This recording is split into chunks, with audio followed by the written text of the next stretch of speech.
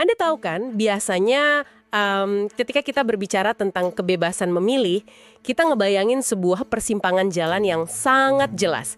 Anda bisa belok kiri, atau Anda bisa belok kanan. Ada otonomi di sana ya? Betul. Ada otonomi, ada kendali penuh atas nasib Anda sendiri. Tapi coba Anda bayangkan skenario ini. Seseorang memaksa Anda berdiri di ujung tebing yang curam. Di belakang Anda ada jurang mematikan. Dan satu-satunya pilihan lain adalah melompat ke arah sebuah helikopter yang sedang melaju kencang tanpa arah. Wah, itu sih bukan pilihan namanya. Nah, secara teknis, di atas kertas, Anda punya pilihan kan?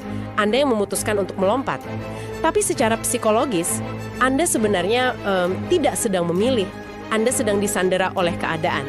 Dan itu adalah ilusi otonomi yang sangat brilian, sekaligus mengerikan sih menurut saya. Karena ketika Anda melompat, Anda merasa itu keputusan Anda. Padahal arsitek dari situasi tersebut sudah tahu persis apa yang akan Anda lakukan. Bahkan sebelum Anda menyadari ada tebing di sana. Tepat. Dan cekikan psikologis semacam inilah yang akan menjadi inti dari pembahasan mendalam kita hari ini. Hari ini kita mengambil sumber dari sebuah catatan diskusi yang luar biasa menarik dari layar legenda. Mereka membedah sebuah film thriller aksi dari awal tahun 2000-an. Judulnya Swordfish kan? Ya, Swordfish. Film ini dibintangi oleh trio yang sangat ikonik pada masanya. Ada Hugh Jackman, John Travolta, dan Halle Berry. Tapi sebelum kita melangkah lebih jauh, saya ingin berpesan kepada Anda yang sedang mendengarkan. Jangan terkecoh oleh kemasannya. Benar. Meskipun di permukaannya ini kayak terdengar seperti ulasan film aksi Hollywood biasa dengan peretasan komputer dan ledakan, kita tidak akan sekedar bernostalgia soal film layar lebar. Kita akan menggali jauh ke dalam tentang bagaimana manipulasi psikologis tingkat tinggi bekerja. Bagaimana kekuasaan beroperasi di ruang gelap ya? Benar banget. Dan bagaimana dilema moral bisa dipelintir untuk membenarkan kejahatan ekstrim. Ini adalah sesuatu yang sangat relevan untuk Anda pahami. Terutama jika Anda tertarik pada cara kerja pikiran manusia di bawah tekanan dan dinamika kekuasaan yang seringkali tidak terlihat di dunia nyata. Oke, mari kita bedah ini. Ini adalah titik tolak yang sangat tepat. Karena kalau kita hanya melihat posternya, Swordfish memang terlihat seperti tontonan hiburan murni. Ya, seseorang mengetik di depan komputer, lalu ada mobil yang meledak. Klasik film aksi. Tapi catatan diskusi yang kita bahas hari ini mengupas tuntas apa yang terjadi di balik layar kaca tersebut. Cerita ini sebenarnya adalah sebuah studi kasus tentang bagaimana seorang manusia dieksploitasi sampai ke titik terendahnya, di mana dia merasa kehilangan segalanya dan fungsi logisnya sebagai manusia seolah dimatikan. Oke, mari kita mulai dari awal. Dari karakter utama kita, Stanley Jobson, yang diperankan oleh Hugh Jackman. Stanley ini bukan sekedar pria malang biasa. Dia adalah seorang peretas atau hacker yang sangat jenius. Tapi hidupnya benar-benar hancur lebur.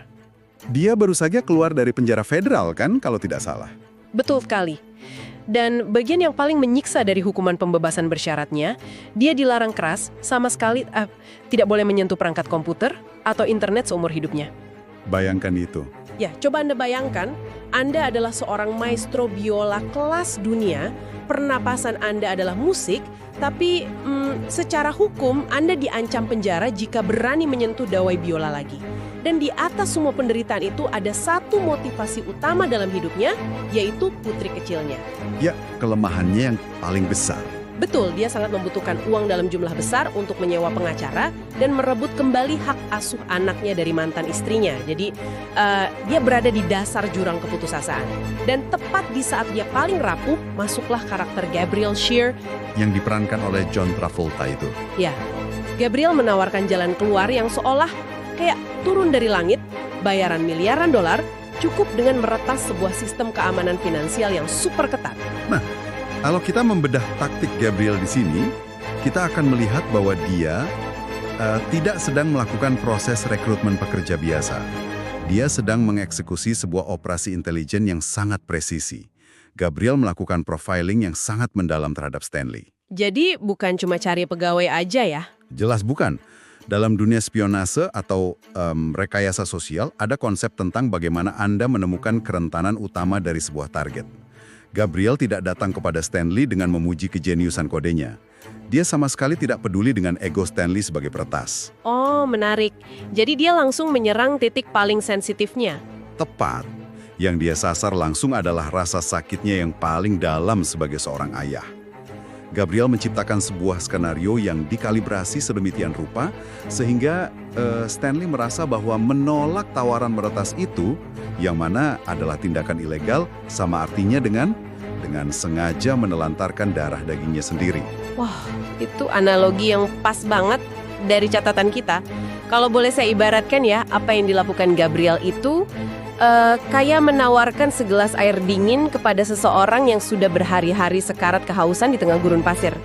Dan orang itu butuh airnya buat bertahan hidup. Betul. Tapi masalahnya, Gabriel secara terbuka mencampur air itu dengan racun yang bereaksi lambat.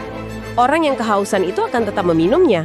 Bukan karena dia ingin diracuni, tapi karena dorongan biologis untuk bertahan hidup sudah mengambil alih seluruh rasionalitasnya. Insting bertahan hidup yang menyetir. Nah, di sini bagian yang benar-benar menarik. Kalau kita kembali ke metafora tebing di awal tadi, apakah Stanley sebenarnya memiliki pilihan bebas? Apakah kita bisa menyebutnya sebagai sebuah keputusan mandiri ketika satu-satunya opsi lain adalah kehilangan anak yang paling dicintainya? Secara legal, ya dia punya pilihan. Di pengadilan, Stanley adalah orang dewasa yang secara sadar mengetikkan kode untuk mencuri uang. Tapi secara psikologis dan neurobiologis, sama sekali tidak. Kenapa bisa begitu? Karena ketika kelangsungan hidup secara emosional dipertaruhkan, dalam hal ini ancaman kehilangan anak secara permanen, otak manusia secara harfiah berpindah dari mode berpikir analitis di korteks prefrontal ke mode bertahan hidup. Survival mode ya? Betul. Survival mode yang dikendalikan oleh amigdala. Logika tentang hukum, konsekuensi jangka panjang, atau moralitas, semuanya menguap. Dan ini bukan cuma teori fiksi loh. Coba Anda perhatikan bagaimana penipuan rekayasa sosial atau phishing tingkat tinggi bekerja di dunia nyata saat ini. Ya, penipuan online yang makin canggih itu. Tepat. Para penipu tidak lagi mengirim email massal yang acak. Mereka mencari tahu apa yang paling Anda takuti. Mungkin tagihan rumah sakit, ancaman pemblokiran rekening yang berisi tabungan hidup Anda, atau pesan palsu yang mengatakan anak Anda sedang ditahan polisi. Mereka menyerang kepanikan kita ya? Iya. Mereka menyandra emosi Anda untuk membypass logika Anda. Gabriel memposisikan dirinya sebagai dewa penyelamat tunggal di tengah kepanikan itu. Padahal dialah yang membakar rumahnya. Membakar rumahnya, itu istilah yang sangat tepat. Dan tekanan psikologis yang begitu ekstrim ini, kepanikan yang terus membesar di dalam kepala Stanley pada akhirnya tidak bisanya tertahan di dalam ruang tertutup kan? Tentu saja tidak. Pasti meledak keluar. Iya, ketegangan mental yang sedemikian rupa cepat atau lambat akan tumpah dan menghancurkan dunia nyata di sekitarnya. Dan ini membawa kita pada elemen kedua yang sangat disoroti dalam catatan sumber kita, yaitu tontonan visual atau aksi layar lebarnya. Kekacauan yang dialami pikiran Stanley benar-benar bermanifestasi menjadi kekacauan fisik yang brutal di dunia nyata. Ya, transisinya sangat brutal sih. Dari sebuah tekanan internal yang sunyi, meledak menjadi kehancuran eksternal yang masif. Catatan kita secara spesifik menyebutkan bahwa elemen aksi inilah yang membuat SWOT sangat berkesan. Ada dua adegan yang terus-menerus dibicarakan. Pertama, adegan ledakan besar di awal film yang menggunakan teknik super slow motion yang sangat ikonis itu. Oh, adegan itu luar biasa. Iya kan? Anda bisa melihat setiap pecahan kaca melayang di udara, setiap percikan api, seolah-olah waktu itu sendiri dipaksa berhenti sejenak agar Anda bisa menikmati kengerian dari kehancuran tersebut. Sangat estetik tapi mengerikan. Benar. Dan yang kedua, ini yang paling gila. Ada adegan di mana sebuah helikopter militer mengangkat sebuah bus kota yang penuh dengan sandera. Terbang terombang-ambing melintasi gedung-gedung pencakar langit Los Angeles. Maksud saya, ini bukan lagi sekedar seseorang yang berkeringat meretas kata sandi di ruang bawah tanah. Ini adalah kekacauan absolut berskala kota. Nah, dari sudut pandang penceritaan sinematik, ini sebenarnya adalah solusi cerdas untuk sebuah masalah klasik. Hacking, pada kenyataannya, sangat membosankan untuk dilihat. Sangat membosankan, cuma ngetik doang kan? Betul. Seseorang duduk berjam-jam menatap layar, mengetik ribuan baris kode yang tidak dimengerti oleh 99% penonton. Sama sekali tidak ada ketegangan fisik di sana. Pembuat cerita harus menemukan cara untuk menerjemahkan kejeniusan di balik keyboard menjadi sesuatu yang memiliki ancaman kinetik. Sesuatu yang bisa dirasakan penonton. Ya, aksi intens dan ledakan itu memastikan bahwa penonton merasakan risiko kematian yang sama besarnya dengan risiko kegagalan sistem komputer. Tapi tunggu, mari kita gali lebih dalam. Apakah menurut Anda, adegan-adegan spektakuler seperti helikopter yang mengangkat bus itu murni hanya sekedar trik visual untuk membuat audiens tidak bosan? Ataukah sebenarnya ada lapisan metafora di sana? Maksudnya metafora seperti apa? Gini, coba pikirkan tentang bus kota. Bus itu kan kendaraan yang rutenya pasti, jadwalnya jelas, berjalan merayap di atas aspal, sangat membumi dan mudah ditebak. Kehidupan normal lah ya. Tepat. Tiba-tiba, bus itu ditarik ke udara secara paksa, bergelantungan tanpa kendali, terombang-ambing oleh kekuatan raksasa yang tidak terlihat di atasnya. Bukankah itu adalah gambaran yang sangat harfiah dari kehidupan Stanley? Dia ditarik keluar dari realitasnya dan digantung di atas jurang oleh kekuatan Gabriel. Tapi, jika kita menarik benang ini ke arah mekanika kekuasaan di dunia nyata, adegan bus terbang itu justru mengajarkan kita sesuatu yang jauh lebih pragmatis dan sejujurnya lebih mengerikan tentang bagaimana operasi rahasia bekerja. Oh ya? Bagaimana maksudnya? Coba pikirkan fungsi utama dari sebuah tontonan visual berskala masif. Itu adalah abstraksi, atau lebih tepatnya, itu adalah distraksi. Itu adalah taktik shock and awe, atau kejut dan gentar. Distraksi? Maksud Anda kekacauan itu sengaja diciptakan bukan sekedar sebagai efek samping, tapi sebagai alat? Tepat sekali. Ketika ada sebuah bus yang menggantung di bawah helikopter dan melayang di atas kota, kemana arah pandangan semua orang? Polisi, media, warga sipil, bahkan pemerintah. Ke atas, semua orang pasti melihat ke bus itu. Ya, semua mata tertuju ke langit, mereka panik, mereka ketakutan, mereka fokus pada tontonan yang luar biasa mencolok tersebut. Dan di saat semua orang melihat ke langit, tidak ada satu orang pun yang memperhatikan apa yang sedang terjadi di ruang server di bawah tanah. Wah, pencurian aslinya sedang terjadi. Betul. Tidak ada yang melihat pergerakan angka miliaran dolar yang sedang dikuras dari sistem perbankan. Dalam dinamika kekuasaan global, institusi atau individu yang sangat kuat seringkali menciptakan sebuah krisis publik atau tontonan politik yang sangat emosional, murni agar Anda terlalu sibuk berdebat atau panik untuk melihat kemana aliran dana rahasia itu pergi. Jadi aksi luar biasa itu cuma pengalih perhatian? Iya, aksi spektakuler itu adalah tabir asap pelindung bagi kejahatan kerah putih yang sebenarnya. Wow, itu perspektif yang luar biasa masuk akal sih. Ketika Anda menciptakan teror di jalanan, tidak ada yang memeriksa laporan audit keuangan kan? Dan itu membawa kita secara sempurna ke evolusi plot dari cerita ini. Karena dari sumber kita, sangat jelas bahwa cerita ini tidak berhenti pada sekedar pencurian bank standar. Skalanya terus naik. Benar banget. Skala aksinya meningkat dari sekedar mengetik, menjadi ledakan, menjadi bus terbang, dan plotnya juga meroket dengan eskalasi yang sama. Kita ditarik masuk dari sebuah kriminalitas jalanan ke dalam ranah konspirasi bayangan dan ambiguitas moral tingkat tinggi. Betul. Disinilah narasi melampaui cerita perampokan biasa dan bertransformasi menjadi sebuah interogasi terhadap struktur kekuasaan di negara modern. Kalau kita hubungkan ini dengan gambaran besarnya, ini mulai jadi sangat kompleks. Teka-teki sentralnya tiba-tiba berubah kan? Siapa sebenarnya Gabriel Scheer ini? Sepanjang awal cerita, kita mungkin berpikir dia hanya seorang megalomania rakus yang ingin pensiun di pulau tropis dengan uang curian. Tapi sumber kita mengungkap bahwa lapisan konspirasi di sini sangat pekat. Sangat dalam. Gabriel memiliki koneksi langsung dengan elemen-elemen paling rahasia di dalam pemerintahan Amerika Serikat. Miliaran dolar yang sedang diusahakan untuk diretas oleh Stanley itu bukanlah uang sembarangan.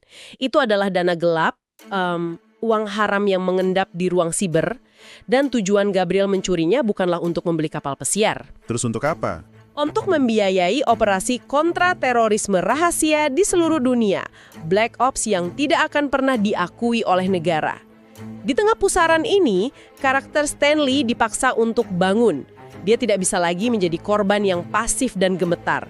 Dia menyadari bahwa dia berada di sebuah arena di mana aparat penegak hukum, pemerintah, dan penjahat, batas di antara ketiganya tidak lagi eksis. Nah, mari kita bedah filosofi Gabriel di sini, karena ini adalah jantung dari dilema moralnya. Gabriel beroperasi murni berdasarkan paham utilitarianisme ekstrim. Oke, sebentar. Jadi apa arti dari semua ini?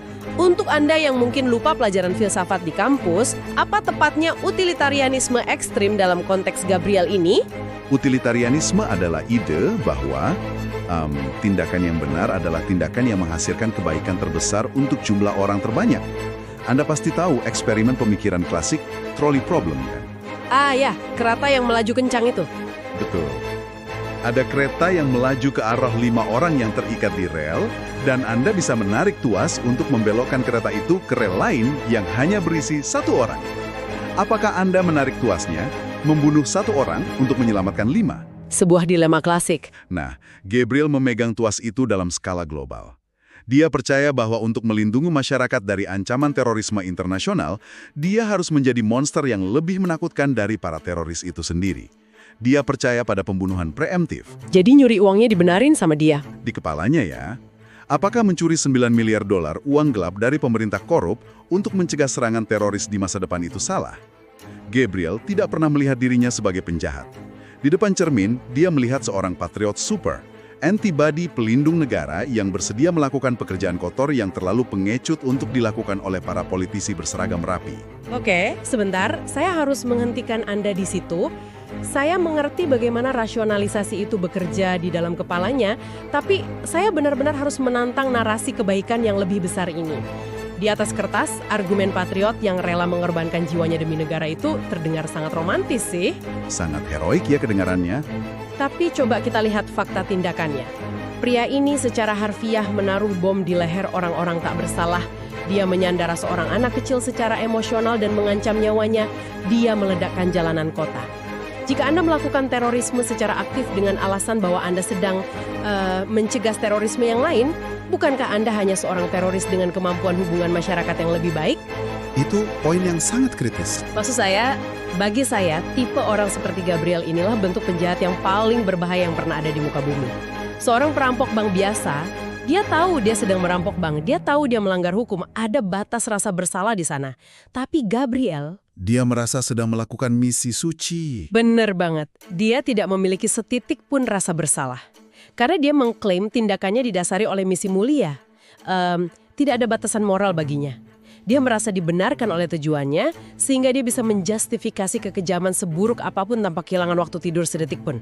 Dan sejarah manusia berdarah-darah karena orang-orang yang memiliki keyakinan persis seperti Gabriel. Anda benar. Seseorang yang dimotivasi oleh keserakahan masih bisa dinegosiasi. Anda bisa menyuap mereka, Anda bisa memuaskan mereka. Pasti ada angkanya kan kalau orang serakah? Iya. Tapi seorang zealot, seseorang yang dimotivasi oleh keyakinan absolut bahwa dia adalah pedang keadilan Tuhan atau pelindung utama negara, sama sekali tidak memiliki rem moral. Dan disinilah elemen konspirasi bayangannya menjadi sangat masuk akal sekaligus menakutkan. Mengapa pemerintah atau agensi intelijen yang sah membiarkan orang seperti Gabriel beroperasi? Kenapa mereka tidak menangkapnya saja dari awal? Karena mereka membutuhkan plausible deniability, penyangkalan yang masuk akal. Jika Gabriel tertangkap saat meledakkan bus, pemerintah tinggal menudingnya sebagai teroris gila. Selesai. Oh, cuci tangan. Betul. Tapi jika dia berhasil mencuri $9 miliar dan mendanai milisi pro-pemerintah di negara asing, negara mendapat keuntungan tanpa perlu melaporkannya ke Komite Pengawasan Anggaran di Kongres. Astaga, jadi Gabriel sebenarnya hanyalah pion tingkat tinggi dari sistem korup itu sendiri, meskipun dia merasa seperti sang raja yang mengendalikan papan catur. Persis. Dan bagi Stanley, orang biasa yang terperangkap di tengah badai geopolitik rahasia ini, pelajaran yang dia dapatkan sangat brutal. Stanley akhirnya sadar bahwa kebaikan dan kejahatan di eselon kekuasaan tertinggi itu tidak ada. Itu hanyalah narasi. Hanya dongeng ya? Ya, dongeng yang ditulis oleh mereka yang memiliki uang paling banyak dan senjata paling besar. Itulah momen evolusi sejati Stanley. Dia sadar dia tidak bisa berharap polisi akan menyelamatkannya, karena kepolisian mungkin disusupi orang-orang Gabriel. Dia tidak bisa memohon pada moralitas Gabriel, karena Gabriel merasa sedang menyelamatkan dunia. Jadi dia harus bertindak sendiri. Satu-satunya cara bagi Stanley untuk keluar dari sana hidup-hidup dan mendapatkan putrinya kembali adalah dengan berhenti bermain menggunakan aturan mereka. Dan, mulai menulis kodenya sendiri. Dia harus menjadi arsitek dari nasibnya sendiri ya, mengambil alih kembali otonomi yang direbut darinya di awal cerita. Transformasi karakter yang luar biasa dari seorang pion menjadi pemain aktif. Nah, kalau kita tarik mundur dan merangkum semua yang sudah kita diskusikan dari catatan sumber kita hari ini, menjadi sangat jelas bahwa Swordfish jauh melampaui sekedar cerita tentang perhatas yang mengetik di depan beberapa monitor dengan efek ledakan slow motion. Sepakat. Sangat jauh lebih dalam dari itu. Ini adalah eksplorasi yang tajam tentang manipulasi psikologis tingkat tinggi. Tentang bagaimana keputusasaan kita bisa dipersenjatai untuk melawan kita. Dan yang terpenting tentang betapa tipisnya, betapa mudah dikaburkannya batas antara benar dan salah ketika kekuasaan dan uang dalam jumlah masif ikut campur di dalamnya. Dan alasan mengapa sumber ini sangat penting untuk dibedah adalah karena relevansinya dengan realitas Anda hari ini. Untuk Anda yang mendengarkan, operasi manipulasi dan konspirasi abu-abu ini, bukanlah fiksi yang tertinggal di awal tahun 2000-an. Saat ini, Anda hidup di era di mana informasi adalah senjata utama. Senjata yang paling mematikan sekarang. Betul. Setiap hari, Anda dibombardir dengan narasi dari media, kampanye politik, dan korporasi raksasa yang masing-masing mengklaim sedang bertindak demi kebaikan bersama atau menyelamatkan Anda dari krisis. Kemampuan Anda untuk melihat lebih dalam, untuk melihat bus yang terbang sebagai sebuah distraksi dan menanyakan siapa yang sedang meretas sistem di bawah tanah, itu adalah kemampuan bertahan hidup yang fundamental. Anda harus selalu mempertanyakan niat sejati di balik setiap misi mulia yang dipasarkan kepada Anda. Ingatlah pelajaran yang dibayar mahal oleh Stanley. Tidak semua hal adalah seperti yang terlihat di permukaan. Dan seringkali mereka yang paling lantang memproklamasikan diri sebagai pelindung adalah mereka yang menyembunyikan keburukan paling gelap di balik jubahnya. Saya suka sekali bagaimana diskusi ini membawa kita kembali pada nilai dari sebuah pemikiran kritis di dunia nyata. Ya, sangat aplikatif untuk zaman sekarang. Persimpangan jalan dan kebebasan memilih yang kita bicarakan di awal tadi itu adalah pertarungan sehari-hari. Keputusan yang Anda ambil setiap hari sangat bergantung pada informasi yang Anda terima dan siapa yang menyuapinya ke dalam pikiran Anda. Dan sebelum kita benar-benar mengakhiri sesi eksplorasi kita hari ini, saya ingin meninggalkan Anda dengan satu pemikiran provokatif. Sesuatu untuk Anda renungkan, yang berangkat dari diskusi kita tapi membawanya ke era modern saat ini. Silakan. Bayangkan jika hari ini, di dunia cyber kita yang terhubung tanpa batas, muncul seorang peretas jenius di dunia nyata. Sosok anonim ini entah bagaimana berhasil meretas bank-bank paling korup di dunia, institusi yang mencuci uang untuk kartel narkoba, atau mendanai perang ilegal. Dia mencuri miliaran dolar dana gelap tersebut dan membagikannya untuk mengentaskan kelaparan massal atau membiayai panti asuhan atau menghancurkan jaringan perdagangan manusia. Dia menyebut dirinya sedang menjalankan operasi keadilan global. Terdengar seperti pahlawan yang sempurna ya. Nah, itu dia. Secara naluri, hampir semua dari kita mungkin akan bersorak untuk sosok Robin Hood digital ini. Kita akan memujanya di media sosial, tapi pikirkanlah baik-baik. Di titik manakah tepatnya pahlawan tanpa wajah yang memiliki kekuatan untuk menghancurkan ekonomi global dan merasa paling tahu apa yang terbaik untuk dunia ini, perlahan-lahan berubah wujud menjadi diktator fasis yang sama persis dengan sistem yang sedang ia perangi? Pertanyaan yang sangat meresahkan. Memang, garis batas antara keadilan absolut dan terorisme siber itu mungkin jauh lebih tipis dari yang kita kira. Mungkin setipis jarak antara jari Anda dan tombol enter di keyboard komputer. Teruslah asah rasa ingin tahu Anda, jangan pernah lelah untuk belajar dan yang paling penting, tetaplah kritis mempertanyakan segala hal di sekitar Anda. Sampai jumpa di pembahasan mendalam berikutnya.